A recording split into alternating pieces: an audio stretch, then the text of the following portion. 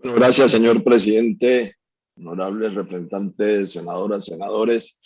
Vamos a continuar entonces con la exposición de lo que es nuestra ponencia. Y nosotros hemos dicho también que este proyecto de ley pretende convertir en ley lo que ya es ley. El proyecto tiene unas propuestas que ya hacen parte de la ley 1122 y la 1438. Por ejemplo, las acciones intersectoriales en salud, las cuales no se han podido implementar, la función esencial del aseguramiento individual, contenidas ya en la ley 1122 del año 2007, de conformidad con el artículo 2 de la Ley Estatutaria de Salud, que contiene lo ordenado en el artículo 49 de la Constitución Política. La función de prestación de este servicio público esencial y obligatorio es indelegable por parte del Estado. Es decir, la gestión de la red de servicios es una competencia estatal y no de las empresas administradoras del plan de beneficios y las administradoras de riesgos laborales.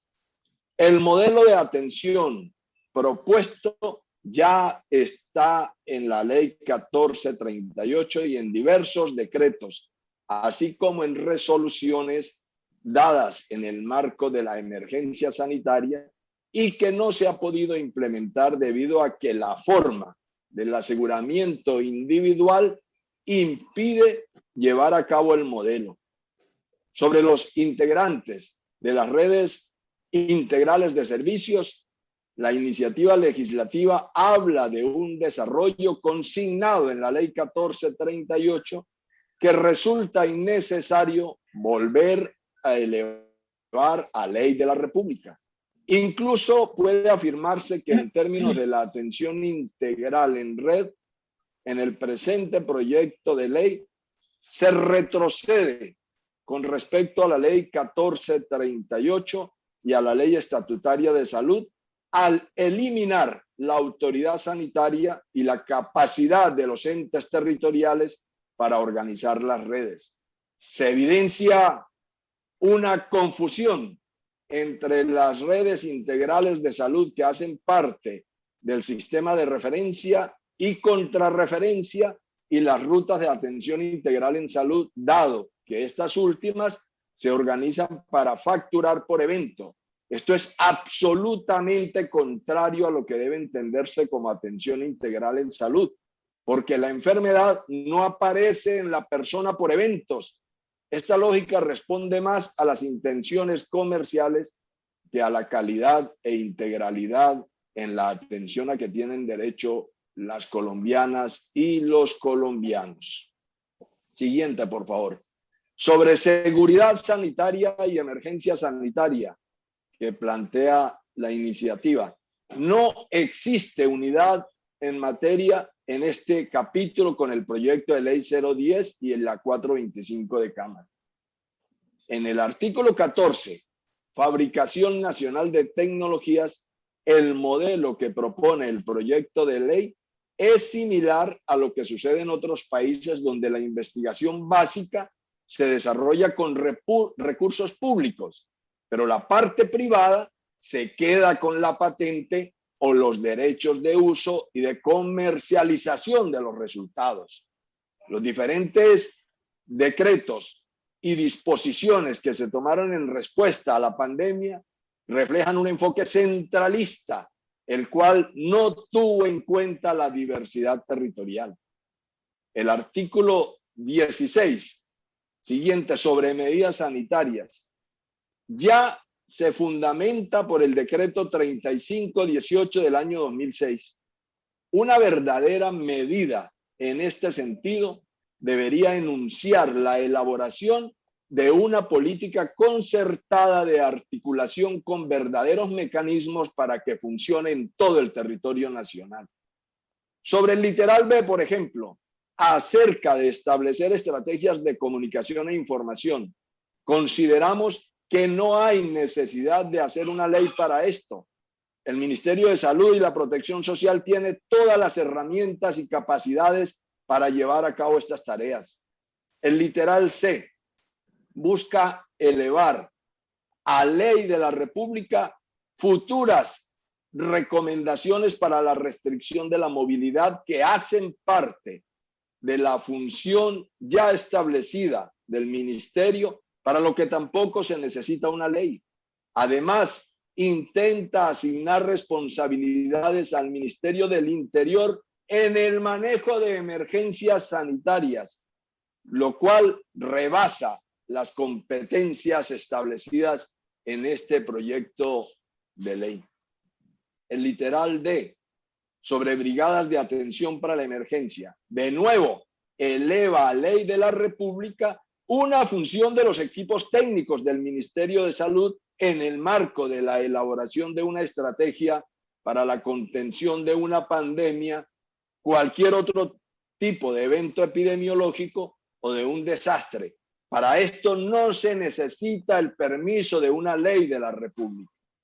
En el literal H, que permite la participación del sector privado en la provisión de medicamentos, vacunas, insumos y demás tecnología en salud, contradice los decretos que se promulgaron en el marco de esta emergencia sanitaria, donde se consideraron las vacunas como un bien escaso y por tanto se dispuso su compra desde el Estado.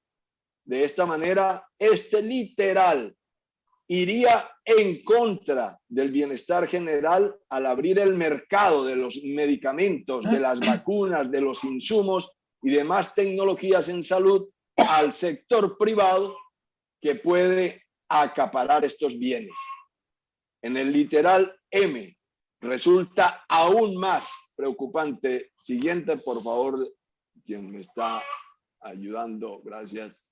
En el literal M resulta aún más preocupante porque no se entiende la descarga de responsabilidad de las EPS en la compra de tecnologías en salud que ya se encuentra a cargo de la unidad de pago por capitación. El desabastecimiento no puede ser un argumento para que estas empresas no cumplan con su obligación de usar la unidad por capitación para contratar los servicios de los usuarios en salud y se sobrecargue con ello a la ADRES. El artículo 18, que habla sobre formación y ejercicio del talento humano en salud.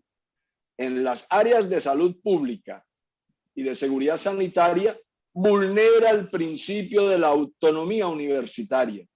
Se evade el principio de la autonomía profesional, además porque el título de las profesiones en salud debe ser otorgado por una universidad y no es competencia del Ministerio de Salud y de Protección Social definir los perfiles y las competencias específicas y menos dar este tipo de directrices como aquellas que indican el deber de reconocimiento por parte del Ministerio de Educación. Hay un nuevo capítulo, siguiente, por favor. El nuevo capítulo que está lejos de establecer el deber ser del Estado en caso de una emergencia sanitaria. Se centra en los acuerdos comerciales, en la provisión de biológicos y fármacos, siendo esta una pequeña parte de toda una estrategia para controlar una emergencia sanitaria. Los demás puntos tienen un pobre o inexistente desarrollo en este capítulo. Por ejemplo, no se habla de las medidas de contención y prevención y adecuación de las redes de servicios, de protección al personal sanitario, de saneamiento ambiental y mucho menos se amplía con la misma extensión la necesaria articulación del Ministerio de Salud y Protección Social en una acción intersectorial del conjunto de políticas sociales y económicas que se requieren para atacar las determinantes sociales que agravan la situación de la gente en medio de una crisis como la que estamos padeciendo. Siguiente, un modelo de salud de atención primaria en manos de las EPS. En este modelo el enfoque familiar y comunitario de la atención primaria en salud se reduce a la inserción de un médico de familia convertido en un portero encargado de controlar el acceso de los pacientes a los servicios especializados y hospitalarios para limitar los gastos de la atención en salud de las EPS y así poder incrementar sus ganancias. La acción intersectorial por la salud y la promoción de la participación comunitaria, pilares de la atención primaria en salud integral desde Alma Ata en 1978 para afectar los determinantes sociales de la salud, seguirán brillando por su ausencia. Este proyecto mantiene un sistema de incentivos a las EPS sobre el cumplimiento de funciones que son esenciales para el goce efectivo del derecho a la salud y que bajo ningún pretexto deberían no ser cumplidas. El proyecto intentó en sus primeros borradores unificar el porcentaje que estas empresas reciben por administración al 8%. Al parecer, las presiones de las EPS fueron suficientes para mantener el 10% en el régimen contributivo. Entonces, seguimos concluyendo que la prioridad de este ajuste es reacomodar a los actores del mercado para salvarlos, no para responder a las prioridades en salud, en especial en tiempos de pandemia, señor ministro. La salud pública sigue siendo marginal en este proyecto, pese a que necesita los mayores esfuerzos para su ampliación en momentos de una emergencia sanitaria.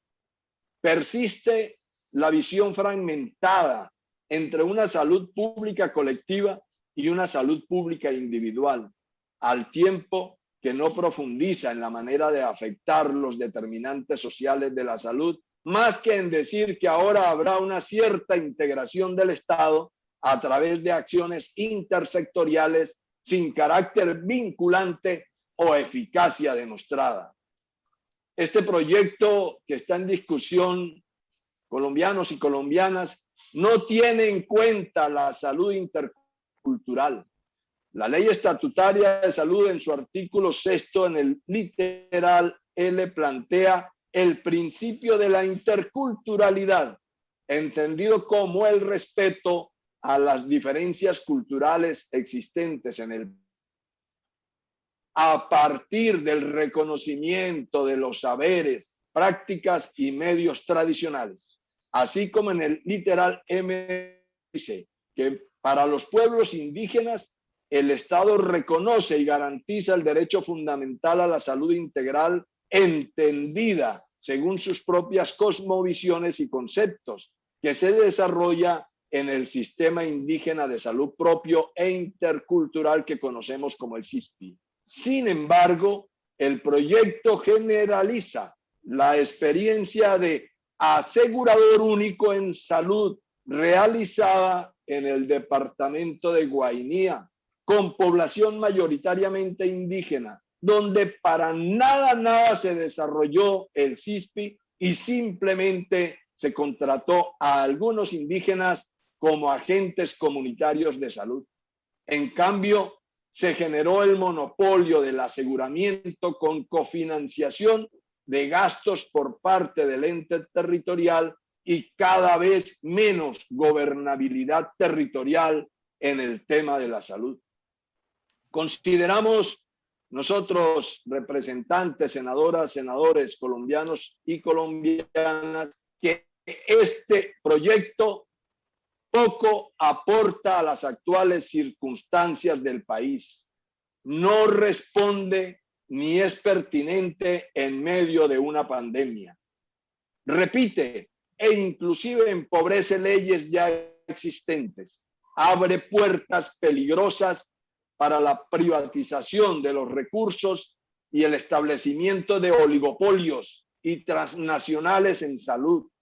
Lanza un salvamento a las EPS, pone en peligro a la red pública hospitalaria, es abiertamente inconstitucional y carece de la profundidad necesaria que requiere una reforma al sistema. Es necesario hacer una convocatoria nacional para construir una reforma estructural al actual sistema de salud que realmente ordene las prioridades y garantice el goce efectivo a este derecho.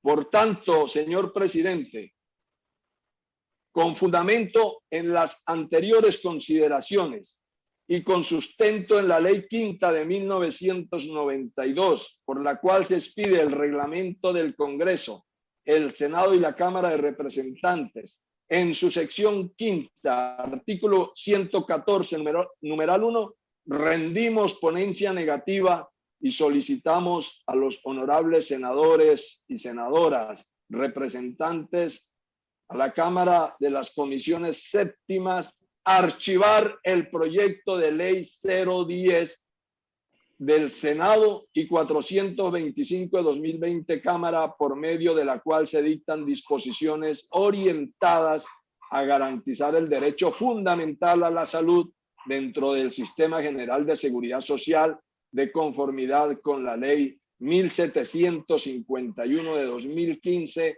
y la sostenibilidad del sistema de salud. Esta es nuestra presentación, señor presidente.